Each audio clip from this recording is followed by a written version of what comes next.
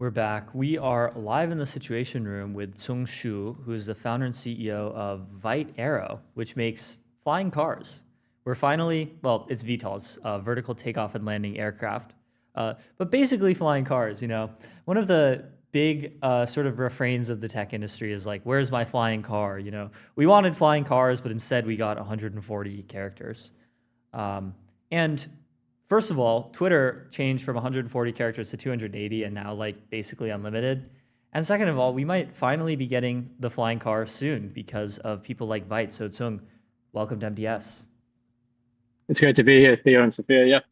So you just got profiled in Not Boring by Packy McCormick. That's pretty amazing. What were some highlights from that? I mean, multiple highlights.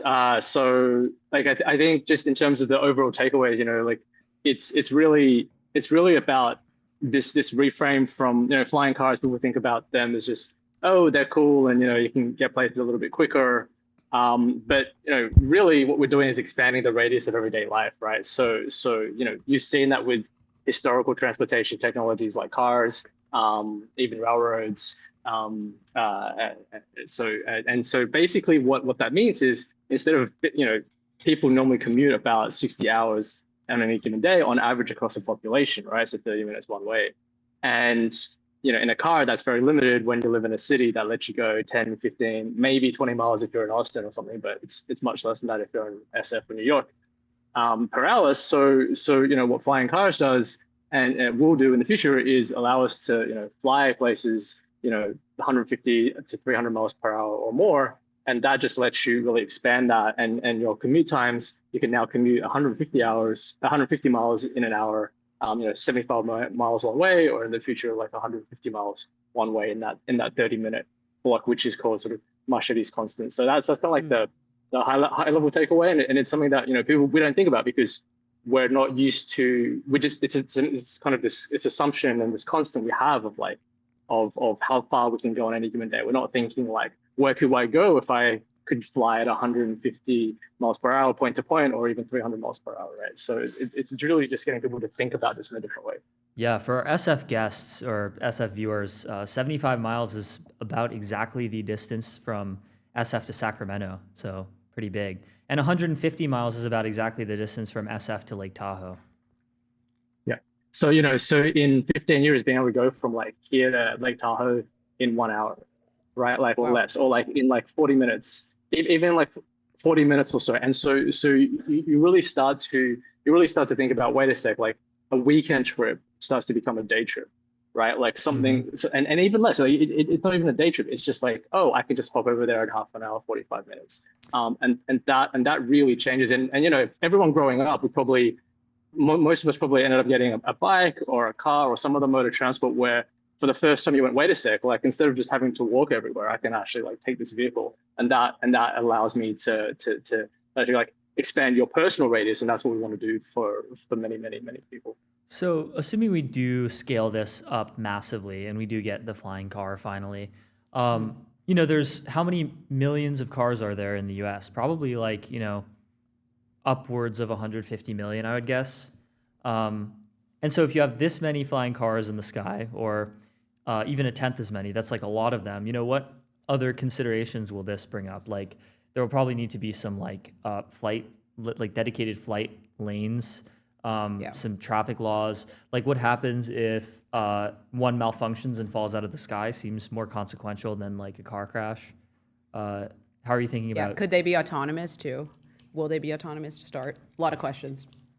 Yeah. So definitely, long term, we want to partner with the FAA to be able to do full autonomy. Initially, we want to focus on effectively supervised FSD levels of autonomy, where you'll be able to tap several times, before and during your flight, and be able to get to your destination.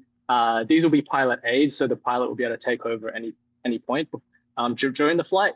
And Theo, to your point, like safety is extremely important, and a lot of people think just go straight to the end state where there's going to be so many of these in the sky, and so there's obviously going to be an evolution of air traffic control and sort of like the safety guardrails we'll have in place. Um, you know, in that sort of end state you're talking about, like there'll be many levels of safety built into both the system and the vehicles, right? So at the vehicle level, we're talking about like even initially having a lot of these guardrails and safety, what we call like flight envelope protection in industry parlance, but basically, allowing the vehicle to have sensors, much like an autonomous car or a robot, because it effectively is a flying robot, such that you're not, like the vehicle is intelligent to not crash or hit or be too close to anything that might be a threat to it being able to perform its mission and being able to fly where you want it to go. And so, there's many levels of redundancy at the vehicle level. At the in terms of like air traffic control and how you think about airspace, there is, the first point I'll make is that, the sky is, we literally get to make use of the third dimension, right? So one of the challenges with traffic and roads as sort of like a gating infrastructure, it effectively gates, the capabilities of a car, right? Like you have traffic lights, you have highway on-ramps and off-ramps as the choke points. And so once you're able to take to the air, you actually are able to leverage multiple lanes in the sky vertically, in terms of like you literally have all these planes that you're able to take advantage of. So that's one thing. And then, yeah, like in terms of, when you have millions and millions of flying cars in the sky, I think in that future, and we can kind of go straight to this endpoint, this end state of this future, where I think, like we actually start to, talking about expanding the radius of everyday life, like cars and highways, redefined how people live in cities. So, before cars, and you had streetcars, you had some ways for people to live in what you would call like proto suburbs before the highway, but there weren't really things called suburbs until we had the highway network, until we had cars that could travel safely at highway speeds. And so that like really changed, like the just built environment that we live in terms of cities. And so once we're in this world where we're able to fly places 250 miles per hour, and fly 300, 400, 500 miles with hybrid propulsion systems, like, and this is not even that future tech, like this is integrating near future tech that will be coming with these propulsion systems. So being able to do that means that, you won't have to choose to live in say Hayes Valley or in Pack Heights in SF to actually be able to, make the most of life in SF, and so you just basically allow there to be many more places where people can work and live, and that will have deflationary impacts too, because cost of living and cost of housing is such a problem, and it's very limiting when you've just got so much, when you've only got so much land and people are only willing to build so much housing in most cities, right? So making land outside of cities, in the foothills of mountain ranges, on coasts, near rivers, like making all this land that today isn't that appealing because it's just too hard to access. Mm-hmm. Once you start thinking about the capabilities of, the sky as infrastructure, and the open sky is such that you can actually fly places point to point, you start to realize that there's actually plenty of space in the skies, as long as you're not thinking about everyone still living in these city environments, which I think is going to be one of the biggest unlocks over time with this technology. Right, that will be like hypermobile, sort of like post geography. How else do you think that this like sort of technology would impact city design or urban geography?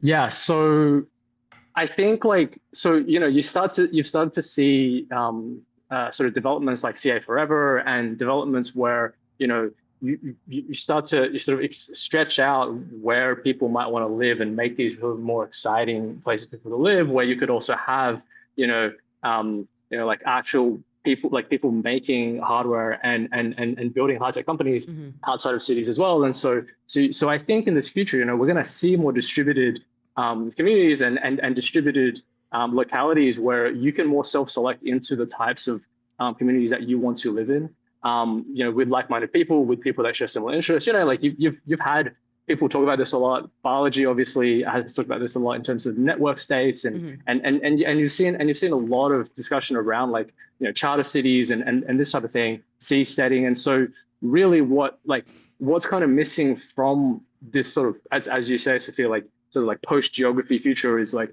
a mode of transportation that Right. unlocks that, because otherwise, if you think about it, like if you don't have a world where people can fly everywhere 250 miles an hour, how are you going to get to somewhere that's 300-400 miles away, 500 miles away? Like, okay, you're gonna either get there by aircraft.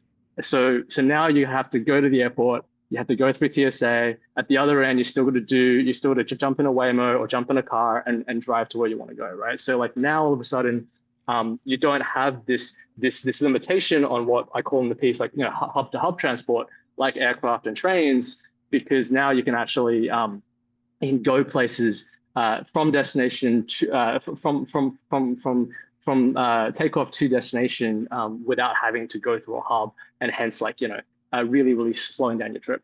Do you think that there will still be like an economic niche for other forms of transportation? Specifically, well, long haul like flights, I imagine there will still be because these things probably don't have the range to cross the Pacific or whatever. But what about like trains, for example? Like, does it still make economic sense, assuming you could build so at a reasonable cost, to build a high-speed train from SF to LA if we have VTOL?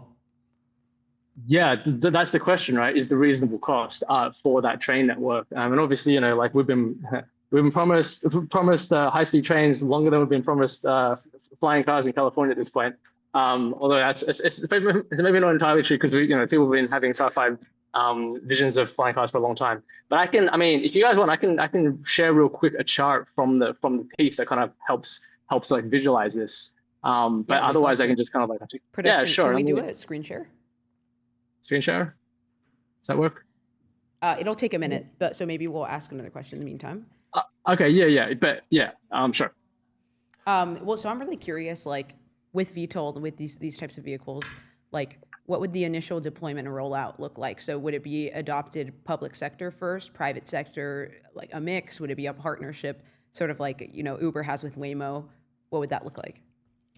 Yeah, so it's a great question. So initially, we're targeting folks who we're targeting private use and with landowners who have access to at least 1 acre of property, and as a primary market. And the reason for that is because you now don't have to have anywhere near as many constraints in terms of takeoff and landing, right? And where you can take off and land from, as opposed to air taxis, where we've had a lot of the air taxis have proven a lot, and sort of earlier eVTOL companies have proven a lot in terms of technology. But one of the fundamental challenges there is just you've got to certify to be able to operate as a paid service. That's you have a commercial pilot, you have a pilot that's operating a paid service commercially, and the certification regulations on that are just much more stringent, such that you're seeing companies like Joby and Archer spend billions of dollars to go to market, and they still haven't got to market yet after many years. And so we're taking a different regulatory path that actually allows us to just really simplify that. Folks who have at least 1 acre of land, you can take it for a short hop to a local winery, golf course, hiking trail, fishing spot, and people kind of forget that rural areas are often where like a lot of tech gets adopted. We kind of think AI, we're in the age of AI, and so we think like, oh, everything happens in cities, but the Model T Ford had more traction on farms than it did in urban areas initially. Even more recently, if you think about like drone deliveries and like a zip line, for example, they're getting much more adoption in suburbs that don't have great access to food, than more urban areas. So really, it's something that we think like is just going to be a very compelling and low friction way to actually get that wedge in the market. And over time, we'll grow those capabilities and expand from there. But I wanted to share with you, so just what I was mentioning before, just sort of visualize this a bit more cleanly. Is that like this is kind of like the visualization of the trade-offs we have to make with how we move anywhere, right? So like on the 2x2 in terms of point-to-point freedom, where like the ability to get anywhere you want with that mode of transportation, irrespective of time or speed. So you can see like walking, you have high point-to-point freedom, you can walk anywhere, obviously, pretty much anywhere. Cycling and cars, And then on the horizontal axis, you've got speed. And so like,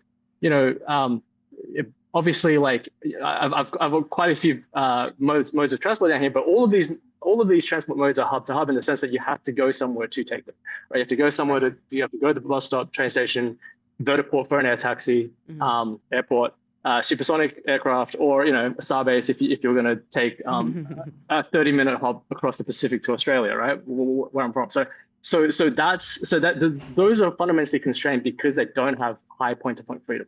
So what's missing is this a vehicle that actually still offers that high point-to-point freedom, but gets you places significantly faster. And obviously, the end state is approximating teleportation. Teleportation is like obviously infinite speed and like infinite point-to-point freedom. And so like in terms of the modes of transport that we want to aspire to and we want to build at Vight is really making vehicles that are faster and have more freedom. And that's what this chart shows. How does the economics compare per trip? Like, how much more expensive would it be compared to, say, like a 10-minute Uber across SF or like a hour-and-a-half Uber from SF to like San Jose, for example? Yeah. So in the long run.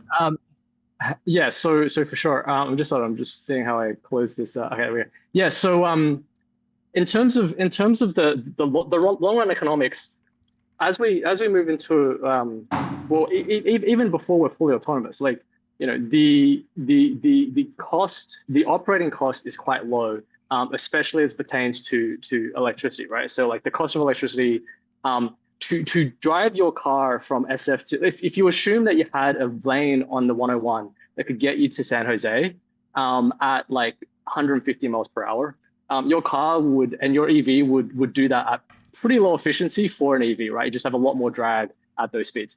Your Vight eVTOL will be able to do it at more efficiency, so you're not really using much on electricity. Your cost per trip is going to net out marginally higher than what it would cost for an equivalent Waymo or a robotaxi at scale. And yeah, like there's two reasons for that. Like on the capex side, and in terms of like the BOM cost of the vehicle, there is no law of physics that says why a vehicle like this needs to be that much more expensive than an EV. Now there are some reasons why it should be a little bit more expensive. There's like significant weight trades you have to make for building any type of aircraft. But fundamentally, like most of the components are very similar. You might need slightly higher quality composites across several dimensions. But overall, like the reason you have like a base model, 60-year-old aircraft like a Cessna 172 or like a small Robinson helicopter, why they're $400,000 brand new, basically as much as a Rolls Royce, right? Is because they only make a few hundred of them per year. Like they make like 100 or 200 Robinson R22s per year. They make 200-ish Cessna 172s per year.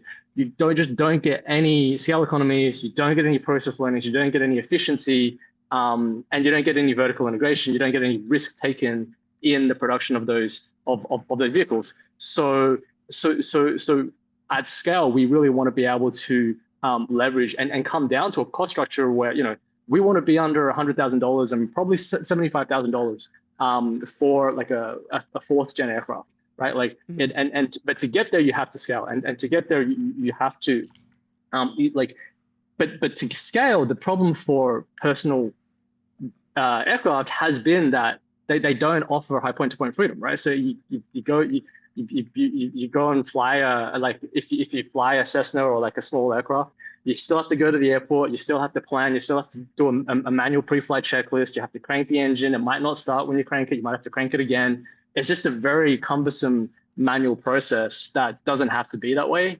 And with the new regulatory path and the new tech stack that we're building, we can actually unlock just a more frictionless and like easy to use experience. Basically, like personal aircraft haven't been able to have high ease of use, and in the limit, just like you've seen with Waymos and robotaxis, that looks like truly autonomous, like a flying robot service, like an autonomous flying car service that you could hail. But yeah, that's what we want to have as the in 15, 20 years, I think that's going to happen. It's going to take a lot of partnership with the FAA. It's not something that we're going to take for granted, but certainly it's going to take partnership with the FAA and proving out the data. But yeah, we can even start with that supervised FSD level of autonomy in our Gen 1 aircraft. Well, super exciting. You know, like trying to think about how I can get from like SF to Napa on a weekend if I wanted to do that. It's like I can Uber, and the Uber is like an hour and a half, and it's probably like $100. I can rent a car, and then I have to, you know, deal with like the logistical hassle of like getting the rental car. I can, you know, see if I can, you know, bum my friend's car, or I can take a bus that's not very good, and then I don't have much freedom to get around at my destination. This just seems like so much better than all that. So I really hope that, you know, this becomes a reality in short order. So Yes. thanks so much, Sung, for coming on MTS. This is so epic. Yes. Thank you so much. It is Yeah. epic. Thanks, guys. It's been great. Appreciate it. Awesome. Okay.